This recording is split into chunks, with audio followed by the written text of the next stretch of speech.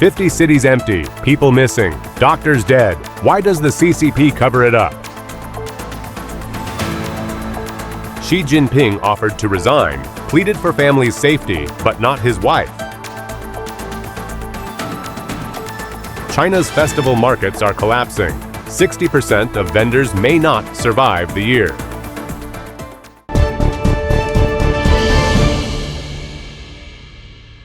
China built cities for millions. Now they're empty. From bustling metropolises to remote villages, the silence is deafening. Where did everyone go? And why is no one talking about it? At first glance, it looks like a vacation resort, but it's actually a deserted village. This is Pingdi village in Nanchong Shaoguan, Guangdong. There's no one farming, no poultry, and no residents in sight. Not a single villager can be found. There are solar-powered street lamps and signal towers, modern infrastructure, but no people. Is it really a Saturday? There's not a single car on Friendship Road in Harbin. The city feels eerily empty. Across China, travelers and bloggers are discovering deserted villages and ghost towns, empty homes, shuttered shops, lifeless streets. This village once housed over 1,000 families. Now not one remains. Inside, abandoned homes with garages still contain vehicles. Everything is left as if people vanished overnight. Entire residential complexes are closed. 8th-floor supermarkets, bun shops, even pharmacies. And at the local hospital, no sign of life. This village once had 5,000 residents. It's a ghost town now. Posters on the walls date back to 2019. The place feels frozen in time. It's like a scene from a post-apocalyptic movie. Abandoned schools, kindergartens, and post offices. The silence is chilling. While state media avoids the topic, the Chinese Communist Party, CCP, is well aware. Officially, China now has over 50 empty cities. These ghost towns stretch across provinces, from Guizhou and Jiangxi to Guangxi, Fujian, and beyond. One traveler discovered a Tibetan village near Eerily, Tibet, expecting to find locals, but was met with silence. The homes were open, as if people fled midday. Beautiful houses left in disarray. Where is everyone? The blogger asks, clearly shaken. Another empty settlement, well-constructed homes, even schools, all deserted. This was part of Danjiangkou City. Now, not a soul remains. The streets are pristine, the buildings intact. But life is gone. This eerie silence extends beyond villages. China's economy is shrinking, and so are its cities. Daya Bay looks like a ghost town. Its central district is now farmland. There's no one here. Even Shanghai's famous pedestrian streets are nearly empty on weekends. For a global city, it looks abandoned.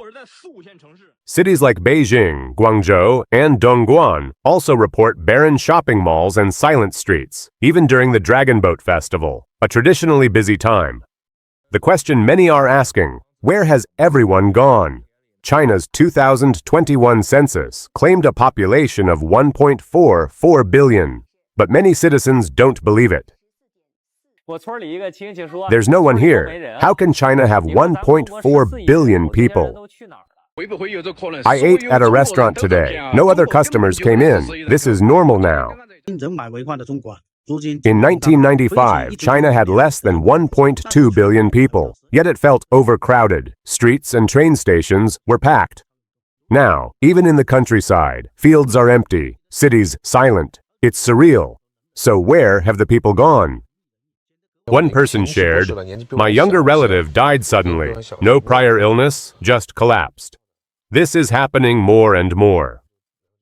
While the CCP remains tight-lipped, their own CDC recently hinted that the current COVID-19 outbreak has peaked or declined.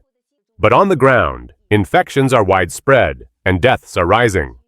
Mr. Tao, Jilin resident, in just 2 days, several people I know have died. Some were elderly but healthy. They just dropped dead. Mr. Kai, Zhengzhou resident. Official media lies. They underreport deaths. I know people in their 40s and 50s who died suddenly. hospitals refuse to acknowledge COVID as the cause. Shockingly, even medical professionals are not spared. Reports indicate that many doctors in cities like Guangzhou, Guizhou, Hunan, and Kunming have died recently, mostly in their 50s. An elderly doctor at a top-tier hospital in Guangzhou reportedly died within 2 days of infection. His hospital forbade reporting the incident. Kong Hong, clinic doctor, Guangzhou. Doctors in top hospitals have died. The Health Bureau told us not to report, just disinfect and wear masks. Chen Yang, traditional medicine doctor, Zhuzhou, Hunan. We're not allowed to say deaths were caused by COVID. I believe the real population is below 1 billion. Hundreds of millions may have died. Chen Shuhan, columnist for Beijing Spring. During the worst of the pandemic, there were so many deaths, crematoriums couldn't keep up. If the real numbers were released, people would be terrified. From village doctors to urban citizens, people across China are dying. But the CCP remains focused on silencing the truth. As the regime claims to govern for the people, its actions reveal otherwise: concealment, denial, and control. And now, as entire towns vanish into silence, the rest of the world watches, wondering how long this illusion can hold. Something extraordinary is unfolding behind the closed doors of China's political elite. Whispers of resignation, secret meetings, and a powerful figure making a desperate plea. What's happening at the top of the Chinese Communist Party? In a stunning development, internal panic has gripped the top ranks of the Chinese Communist Party, CCP, amid revelations that Xi Jinping recently offered to step down, contrary to assumptions that he might cling to power longer. Reports claim Xi proposed his resignation in a secret leadership meeting, pleading that his family be spared from any future political reckoning. Political commentator Li Muyang cited the leaked letter on his program News Focus, reporting that the meeting occurred on May 27th. Attendees allegedly included Xi Jinping, former Premier Wen Jiabao, senior party figures Wang Yang and Wang Qishan, along with their aides and note-takers. Unlike previous stormy sessions, this meeting reportedly resembled a quiet negotiation or a handover ceremony. Xi reportedly volunteered to resign and requested that the decision be formally ratified at the upcoming 4th plenary session of the 19th Central Committee. But his resignation wasn't unconditional. It came with demands. He insisted his successor be someone he approves of, explicitly rejecting Hu Chunhua and nominating only Wang Yang. This choice raises eyebrows. Hu Chunhua was once seen as a strong candidate for premier, but was humiliated during the 20th Party Congress and stripped of his Central Committee seat. Xi, insiders say, fears political retaliation from Hu. Wang Yang, although from a more moderate camp, has never openly opposed Xi and previously expressed reluctance to re-enter frontline politics. Still, party elders are reportedly working to persuade him, promising shared leadership to ease the transition.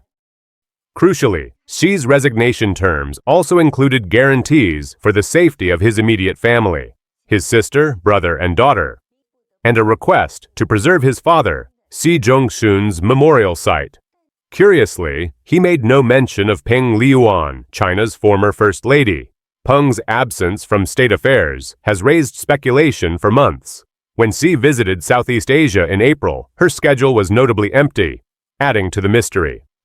More startling is that the CCP elders reportedly accepted Xi's terms. Wen Jiabao, speaking on behalf of Hu Jintao and other senior figures, promised no retribution against Xi's family, no interference with his father's memorial, and no mass purges of Xi's loyalists.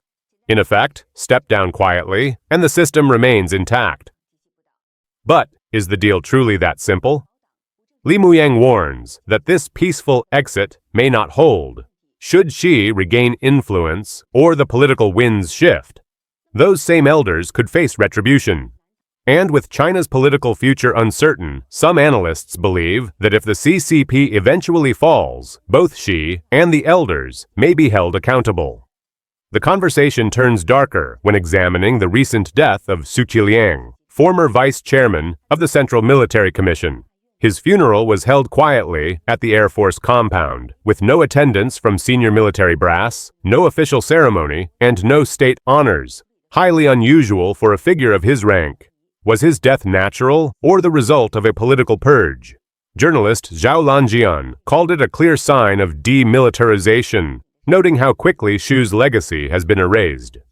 Some suspect that his death was a strategic move by Zhang Yuxia, another top military official and longtime Xi ally. Zhang is believed to have helped Xi secure re-election and remove Hu Jintao during the 2022 Congress. Xu, insiders suggest, knew too much, and eliminating him may have been Zhang's way of covering his tracks ahead of possible investigations. The high-level drama now unfolding in Zhongnanhai resembles a political suspense thriller. With Xi seemingly preparing to exit, how long can allies like Zhang Yuxia and Public Security Minister Wang Xiaohong hold on? Mutual suspicion and internal betrayals may signal the unraveling of the regime, possibly opening a path to change for the Chinese people. Adding fuel to speculation, Xi's official title of President of the State has recently vanished from state media reports. Additionally, his office has been relocated from Yingtai, the traditional leadership hub, to a nondescript area near Chunyijai in Zhongnanhai. Seen as a major downgrade, how much actual support does Xi still command? Not much, according to observers. While some provincial leaders, like Hainan Party Secretary Liu Ning and Xinjiang's Ma Xingrui, remain publicly loyal, most regional backing is eroding. The central government, critics say, is experiencing a growing power vacuum. Commentator Jiang Weiping suggests that the CCP elders are not unified, but temporarily aligned by a shared adversary. Once the dust settles, internal power struggles could erupt, especially if Xi attempts a counterattack. For now, the situation is precariously balanced, a high-stakes standoff with no clear end in sight. The ground beneath Xi Jinping's feet appears to be shifting, and with it, the foundations of a political order built on loyalty, control, and fear. As backroom deals and internal rivalries intensify, the question isn't just whether Xi will stay in power, but whether the system itself can survive the storm. One thing is clear, in the world's most secretive regime, even silence can speak volumes. Once a vibrant celebration marked by packed markets, colorful races, and family feasts, China's Dragon Boat Festival has taken a somber turn in 2024. Streets are empty, fruit is rotting, and merchants across the country are asking the same question: where have the buyers gone?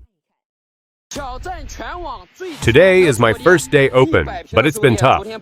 Heavy rain and strong winds kept people away, and from 7:30 this morning until noon, not a single customer has come by. No foot traffic, no sales. I'm really struggling. Is anyone else facing the same? What should I do?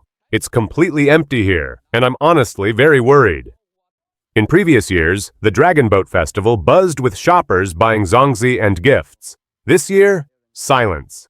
It's completely empty. How do we keep going like this? A vendor asks. You'd never understand how hard this is unless you've done it.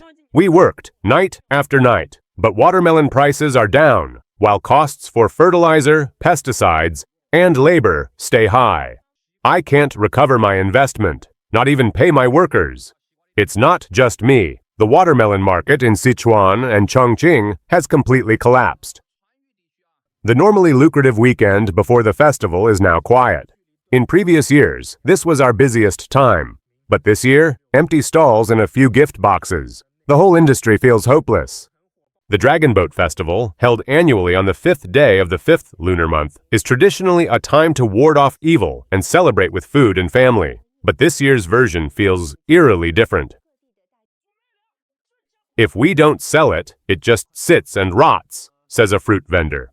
One basket of fruit costs 10 yuan. That's only 1.5 yuan per pound, sometimes less. But even at 70 to 80 cents, no one's buying. At these prices, we can't even cover labor. In Guangdong, rain has kept buyers away, and markets are drowning in unsold watermelon. Nothing is moving. The goods aren't excessive, yet demand has collapsed. Instead of profits, we're facing massive losses. 3 days before the festival, parking lots are half empty, stores are nearly deserted, and few are buying traditional gift boxes. Where are the shoppers? One seller asks. Have people stopped caring about traditional festivals? Is it the economy, or have the perks and bonuses just disappeared? In markets across the country, fruit prices are crashing. High-end varieties like lychees, pears, and durians are being sold for half their usual price. Durian, once considered the king of fruits, is now a symbol of a collapsing market. There are sellers everywhere, but no buyers, says one fruit wholesaler. The market simply can't absorb it all. Demand is dead. We're bleeding losses. Online, videos paint the same bleak picture. Shuttered fruit stores, deserted wholesale markets, and a sharp drop in consumer spending. Entire chains have gone under. Industry insiders say this may be the worst fruit-selling season in decades. And it's not just fruit. Business owners across sectors echo the same cry. There are no customers, no sales, and the economy is stalling. Some say if things continue this way, many small businesses won't survive the year. If nothing changes, one vendor warns, 60% of us won't make it to 2025. That's not an exaggeration. Just look around your town. How many people haven't even gone back to work this spring?